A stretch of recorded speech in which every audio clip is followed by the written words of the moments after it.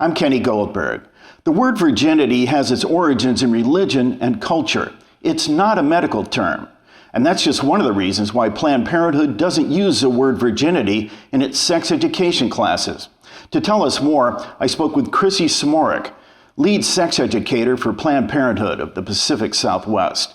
Chrissy, what is it about the word virginity that makes it such a loaded term? So historically, the term virginity is actually, when we look at it, it's not a medical term, it's a religious term. And it was usually only associated for females. So when people talk about virgins or virginities, it was for females that have never had sexual activity.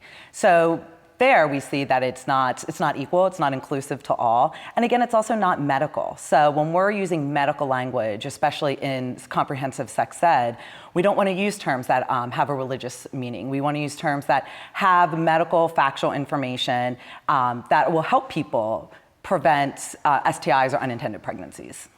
What word or phrase do you use in place of virginity in sex ed? Sure, we use the term abstinence. So abstinence from all types of sexual activity that pose a risk of, again, STIs or unintended pregnancies. We use this word also is that people can choose abstinence at different points in their life. So if they have had sex at one point and they decided they didn't want to again, they can go back to abstinence. With virginity, a lot of times, once they have sex, that's it. They no longer have that term. They feel that they have given something away to somebody. What does the word virginity mean to the young people that you work with? So virginity to the young people means different things. It's very subjective. So for some people, it means not having vaginal penetrative sex. For others, it could mean not having oral or anal sex as well as vaginal sex. So different people use the term in different ways, which is another one of the problems with the term virginity. Because if we're using it in different ways and not everyone is on the same page with it, we're not then able to talk about how to protect against unhealthy issues like STIs or an unintended pregnancy. When people talk about the shame factor associated with virginity, what are they referring to? So virginity, again, it was usually just implied for females, and across the country there are people providing not comprehensive sex ed, abstinence only or sexual risk avoidance. And where they're talking about the term virginity, they'll do activities where they pass out gum to the boys in the classroom and have them chew it up and then take it out of their mouth and try to give it to another person. The class reacts like you would expect with shame and disgust, and that's gross.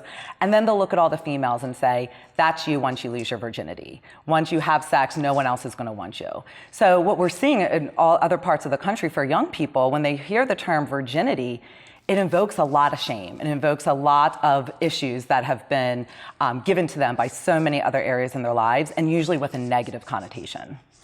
Has our culture made the shift away from the old standard definition of virginity? I think a little bit. I think with comprehensive sex ed being involved in more schools and being out there more, we're able to have conversations about what abstinence truly is, why virginity is not a word that we use anymore, and that it's not a medical word. So I think we're seeing a little bit of shift, but I think there's still a long more way to go with that.